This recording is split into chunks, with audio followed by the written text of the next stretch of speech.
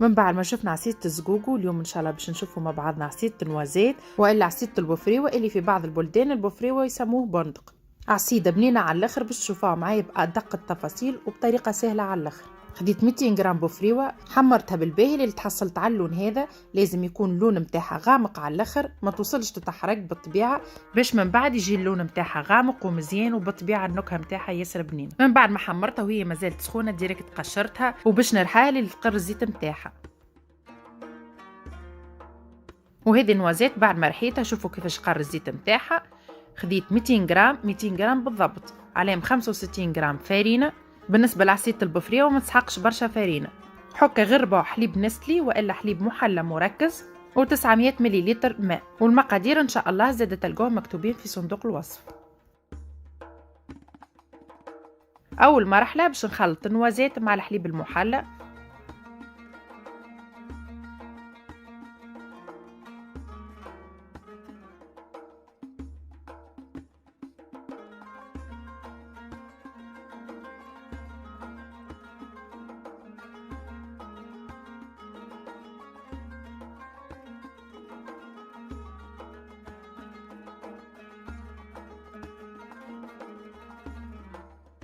ناخذ المعون اللي باش نطيب فيه، نصب فيه كمية الماء كاملة اللي هي 900 مليلتر، وباش نضيف عليها الفارينة اللي هي 65 غرام، وبالطبيعة ما ننسوش رشة الملح اللي مهمة برشا في العصايد وراهي تعزز النكهة على الاخر. نخلطوا الفارينة مع الماء بالباهي اللي تتنحى منها الكعابر على البارد، ومن بعد باش نحطوها ديريكت على الغاز.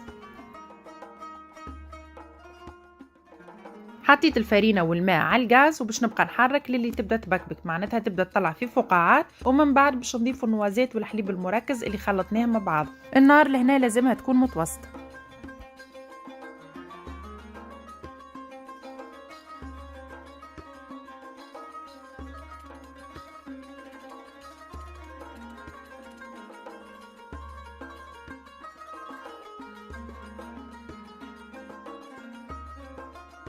الفارينه بدات تبكبك، تو باش نزيدوا النوازات والحليب المركز. بالطبيعه لهنا نقصنا على الغاز على الاخر والا تبعدوا الكسرونه من فوق الغاز.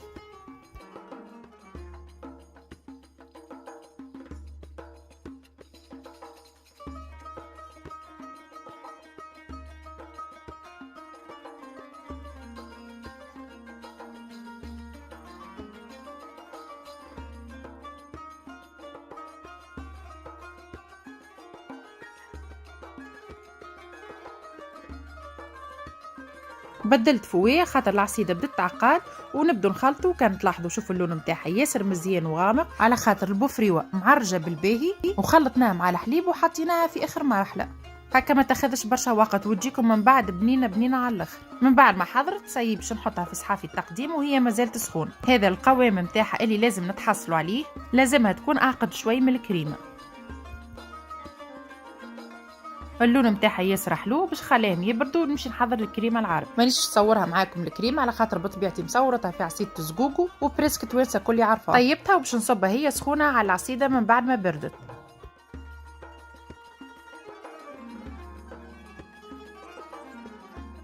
باش نخلي العصيده تبرد ومن بعد نزينها.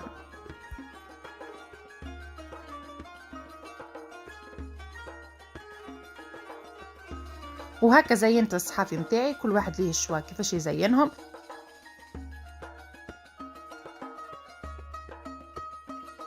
اللون متاعها جا غامق وياسر حلو، والقوام متاعها زاد طيارة على الاخر. شوفوا القوام متاعها من داخل. هذه من بعد ما بردت بالباهي بالطبيعة ما حطيتهاش في الفريجيدير، والقوام متاعها يولي كيف عصيدة الزقوقو بالضبط وقت اللي مبيتوه في الفريجيدير، على خاطر عصيدة الزقوقو راني من بعد نهار من بعد ما حطيتها في الفريجيدير وريت لكم القوام متاعها. وهكا عصيدتنا كملت، وان شاء الله وصفة اليوم عجبتكم، وصحة وبالشفاء اللي باش يجربها. بالسلامة.